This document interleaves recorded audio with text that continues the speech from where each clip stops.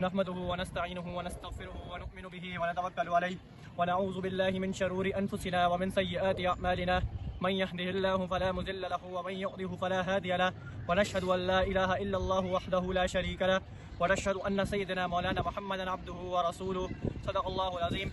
Rabbi इश्रह ली सदरी व यस्सिर ली अमरी वहलुल उक़दतम मिन लिसानिही यफ़क़हू क़ौली। मुअज़्ज़ज़ सामिईन, मेरे दोस्तों बुज़ुर्गों, अल्लाह रब्बुल आलमीन ने फिर से मौका फ़राहम दिया है कि हक़ बात सुनने, समझने और अमल करने की तौफ़ीक दे और हमें सही सही बात कहने की तौफ़ीक अता फ़रमा। आज हम बहुत बड़ी शख्सियत का, सहाबी रसूल का ज़िक्र करेंगे। अमीरुल मोमिनीन सैयदना मुआविया बिन अबू सुफ़ियान रज़ी अल्लाह ताला अन्हु का ज़िक्र करेंगे और उनकी जो चंद चीज़ें हैं, उनके चंद जो इस्लाम की खातिर चीज़ें की हैं, उन्होंने जो चीज़ें उन्होंने बनाई हैं और चीज़ें जो उन्होंने की हैं, जो इस्लाम की खातिर लगाई हैं, जो उन्होंने माल और दौलत लगाया है और अल्लाह रब्बुल आलमीन की तरफ से उन्होंने माल और दौलत की जो कामयाबी समेटी है और ऊपर से उनको अल्लाह ताला ने कुरान मजीद में तमाम सहाबा के लिए कुल्लु वअदल्लाहुल हुस्ना का वादा लिया है। सब सहाबा जन्नत का वादा, सारे सहाबा का जन्नत से वादा लिया है।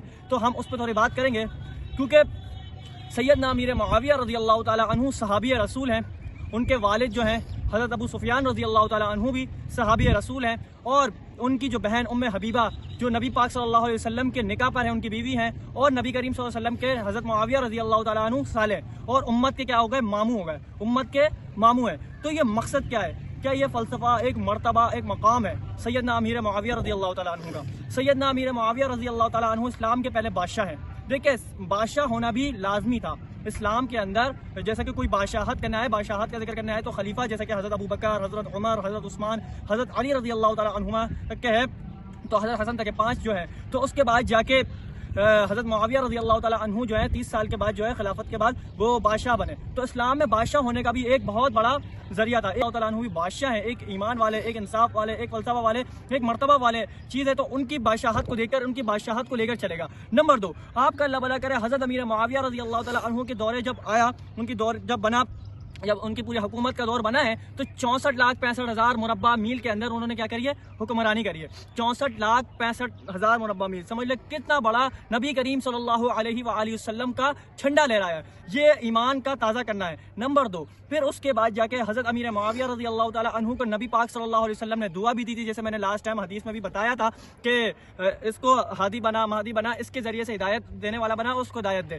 क्योंकि नबी करीम सल्लल्लाहु अलैहि वसल्लम ने फरमाया था। और एक और हदीस में आता है, रसूलुल्लाह सल्लल्लाहु अलैहि वसल्लम ने फरमाया है कि मुआविया बिन अबू सुफियान जो है पहला बेड़ी पैरा के सिपा सलार बने, जो भी सिपा सलार बन के जंग लड़ेगा वो जन्नती होगा। तो नबी करीम सल्लल्लाहु अलैहि वसल्लम की जो पेशन गोइयाँ थी, उनकी जो वजाहत थी और उनका जो बताया गया था नबी करीम सल्लल्लाहु अलैहि वसल्लम ने, वो हज़रत अमीर मुआविया रज़ी अल्लाह ताला अन्हु ने पूरी की थी। तो वो जन्नती इस तरह से करार दिया जाता है, अल्हम्दुलिल्लाह। और क्योंकि नबी के अल्लाह के कुरान ने खुद फरमाया कुल्लु वअदल्लाहुल हुस्ना, कि तमाम सहाबा से क्या कर लिया गया है, जन्नत का वादा ले लिया। ये अल्लाह रब्बुल आलमीन ने खुद वादा लिया है। फिर उसके बाद जाके मैं जो अपना कुरान की आयत फरमाता हूँ, मुहम्मदुर रसूलुल्लाह वल्लज़ीना मअहु अशिद्दाउ अलल कुफ़्फ़ार रुहमाउ बैनहुम, क्योंकि क्या फरमाया, मोहम्मद तो अल्लाह के रसूल है सल्लल्लाहु अलैहि वसल्लम, ये तो हमारा ईमान है, इस पर कोई शक नहीं है। नंबर 2, फिर उसके बाद जाके रुहमाउ बैनहुम, वो आपस में रहम दिल थे। तमाम सहाबा जितने भी थे रहम दिल थे। देखिए, आपस में इख्तलाफ हो गए थे। हज़रत अली मुर्तज़ा रज़ी अल्लाह ताला अन्हु का मर्तबा बुलंद है, मकाम बुलंद है, उनकी पहचान बुलंद है, उनका सब बुलंद है, वो बहुत बड़े, वो अपना अव्वलीन में ईमान लाने वाले हैं, इस पर कोई शक नहीं है। हज़रत मुआविया रज़ी अल्लाह ताला अन्हु फतह मक्का के बाद ईमान लाने वाले मगर सहाबी हैं।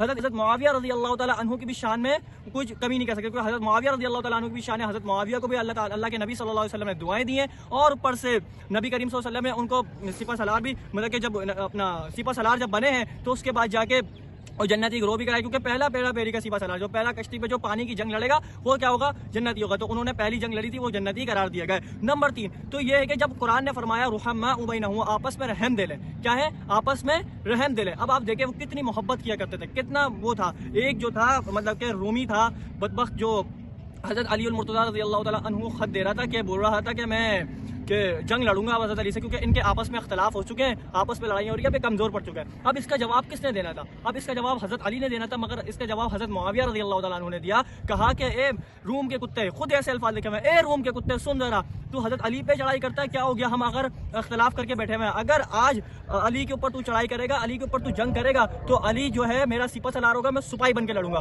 तो ये मकसद है, जवाब हज़रत मुआविया ने दिया था। ये खानदानी और एक बड़ी अल्फाज थी कि ये एक जोड़ का बंदा, ये इतना बड़ा मर्तबा था, ये इतना बड़ा मयार था, ये इतना बड़ा फलसफा था, इतना बड़ा मकाम था जो हजरत मुआविया रज़ी अल्लाह ताला अन्हु ने रखा। क्योंकि 64,65,000 मुरब्बा मील पे हाकिम होना और ऊपर से इतना पुरसुकून वाली जिंदगी गुजारना, इतने बड़े मकाम वाली जिंदगी गुजारना कोई आसान काम नहीं है। फिर उसके बाद जाके उन्होंने किस तरह इस्लाम के लिए बहुत कुछ किया, और कातिब वही कुरान को लिखने वाले तमाम और भी सहाबा थे, मगर हजरत मोहम्मद मुस्तफ़ा सरकार दो आलम सल्लल्लाहु अलैहि वसल्लम जैसी हस्ती ने भी क्या किया, हजरत अमीर मुआविया रज़ी अल्लाह ताला अन्हु के कातिब रखा और ऊपर से उनके कातिब वही रहे। ये उनके वालिद जो थे सहाबी रसूल थे, उनकी वालिदा बाद में सहाबियां हुई। तो ये मकसद है, ये बड़ा मकाम है। बोल रहे थे कि नबी करीम सल्लल्लाहु अलैहि वसल्लम के पास जाके हम असर की नमाज अदा करेंगे। कुछ सहाबा ने बोला नहीं, हम तो अपने वक्त में नमाज अदा करेंगे, मगर वो क्या है, वो कुछ सहाबा ने बोला हम नबी के पास अदा करेंगे। तो कुछ सहाबा ने क्या किया कि वहीं पे असर की अपने टाइम पे नमाज अदा करी, और कुछ सहाबा ने बोला कि हम अपने नबी के पास जाके अदा करेंगे। दोनों ठीक थे, क्योंकि दोनों का फैसला सही था, क्योंकि अख्तिलाफ हो जाते, मगर क्या है वो आपस में कुरान फरमा रहा रुहमा बैनहुम तराहुम रुक्अन सुज्जदन यब्तगून फज़लन मिनल्लाहि व रिज़वाना। क्या फरमाया, वो आपस में रहम दिल काफिरों के लिए बड़े हावी थे। जब काफिर के साथ खड़े होते थे, जब काफिर के मुखालिफ खड़े होते थे ना, तो फिर उनकी ईंट से ईंट बजा देते थे। जब आपस में होते थे, फिर आपस में रहम दिली भी थी, मोहब्बत भी थी, शफकत भी थी, एहतराम भी था। तमाम अहले बैत का भी एहतराम सहाबा करते थे, सहाबा एहतराम अहले बैत का करते थे, अहले बैत सहाबा का एहतराम करते थे। मैं बड़ी रिवायत सुनाता हूँ, हजरत उमर रज़ी अल्लाह ताला अन्हु हजरत हुसैन के साथ कितना खुश मिजाज करके रहते थे, खुशी के साथ रहते थे, और कितना मोहब्बत किया करते थे, क्या कुछ करते थे। हजरत अबू बकर सिद्दीक रज़ी अल्लाह ताला अन्हु अपने घर में बुलाते थे हजरत हसन और हुसैन रज़ी अल्लाह अन्हुमा को। तो ये मकसद है। तो भाई ये कि एक बड़ा इस्लाम का जिंदा होना है कि मोहब्बत अगर हम निकाल दें, अगर हम मोहब्बत को जुदा करते तो फिर फायदा क्या इस्लाम का, फिर हम लोग का इस्लाम का रखने का फायदा क्या। असल हमें मोहब्बत से रहना। हमें आजकल के लोगों को भी मैं चाहता हूँ कि लोग जो है ना इस्लाम में अगर रह रहे हैं, इस्लाम के मुताबिक चल रहे हैं, दीन और मजहब को लेकर चल रहे हैं, तो मोहब्बत के ऊपर चलें, क्योंकि हमारा इस्लाम यही सिखाता है। हमारा इस्लाम ना लड़ाई सिखाता है, ना झगड़ा सिखाता है, ना किसी और को मतलब के सिखाता है। तो का मतलब कि एक हंसी मजाक भी होता है, मजाक भी होता है, लोगों के साथ अच्छी बातें भी होती है, और ऊपर से अच्छी गैदरिंग भी होती है। देखो अगर हमने अच्छी गैदरिंग और अच्छी इज्तिमायत अगर हम लोगों ने वो कर ली ना, तो इंशाल्लाह हमारा असर भी आगे आगे तक के जो जाता है ना वो अच्छा ही जाता है। अगर हमने बुरे लोगों के साथ अपनाना शुरू कर दिया, बुरे लोगों को कर दिया, तो बुरे लोगों को वो इज्तिमायत बैठा दी और बुरे लोगों को हमने मानना शुरू कर दिया, तो फिर हम बुरे लोगों के साथ वो होता है। क्योंकि नबी की हदीस सल्लल्लाहु अलैहि वसल्लम फरमाते हैं जो भी जिसके मुशाबहत करेगा, मतलब कि जो उसके साथ चलेगा, जो उसकी एक्टिंग जो भी कुछ करेगा तो उसी के साथ उठेगा। मुशाबहत इसको कहते हैं, जो उसके मुशाबह चलेगा उसके साथ उठेगा। तो भाई हमें चाहिए कि हमें अच्छे लोगों के साथ मुशाबहत करनी चाहिए। पहले तो अपने सरकार दो आलम सल्लल्लाहु अलैहि वसल्लम, खुलफाए राशिदीन, सहाबाए किराम, अहले बैत तमाम लोगों का अच्छे लोगों के साथ हमें वो पे बुजुर्गान दीन अहलुल्लाह जितने भी होगा हमें सबके साथ रखना चाहिए, ताकि हम फजीलत और एक मयार के साथ जी सके। जब भी जियो तो सर उठा के जियो, कभी भी सर झुका के ना जियो, क्योंकि जब भी इस्लाम के अंदर आप हो ना, और आप देखो पहले तो मुसलमान हो, क्योंकि हम एक नबी करीम सल्लल्लाहु अलैहि वसल्लम के उम्मती हैं, एक मुसलमान है, तो हमें हमेशा सर उठा के जीना चाहिए। कभी भी किसी अल्लाह के अलावा किसी के सर आगे सर नहीं झुकाना चाहिए। ये तो बात बेशक इस पर अपने जहन में बिठा लेनी चाहिए, क्योंकि हम मुसलमान हैं, हम मुसलमान कौम से हैं, और ऊपर से हम नबी करीम सल्लल्लाहु अलैहि वसल्लम की उम्मती हैं, और ऊपर से हम दूसरे नंबर पे हम ईमान वाले हैं। ईमान वाला कभी भी झुकता नहीं है सिवाय अल्लाह के, क्योंकि हम 5 वक्त अल्लाह को सजदा करते हैं और पर तहज्जुद में सजदा करते हैं, सिर्फ अल्लाह के अलावा किसी से भी झुकना नहीं है, किसी चाहे वो इंसान ही हो क्यों ना वो कोई भी हो, तो हमने सिर्फ अल्लाह को सजदा करना और अल्लाह के सामने झुकना है। अगर हाँ मुश्किलात आती हैं तो फिर आपने मुश्किल किससे, मतलब कि मैं फरमाता हूँ कि कुरान फरमाता है कि भाई नमाज और सब्र से मदद हासिल करनी है, तब भी अल्लाह के सामने झुकना है। क्या सब्र करना है और दूसरी नमाज को अदायगी से अदा करना है, तो जाके फिर आप कामयाब हो जाओगे। ये मेरा एक मुतालबा है, क्योंकि आप जब तक उस वक्त कामयाब नहीं होंगे जब तक कि अपने अल्लाह को मुश्किल कुशा नहीं बनाओगे, अपने अल्लाह को सबसे बड़ा माया नहीं रखोगे, क्योंकि नबी करीम सल्लल्लाहु अलैहि वसल्लम को आइडियल नहीं रखोगे, तमाम सहाबा को अपना आइडियल नहीं रखोगे। और देखो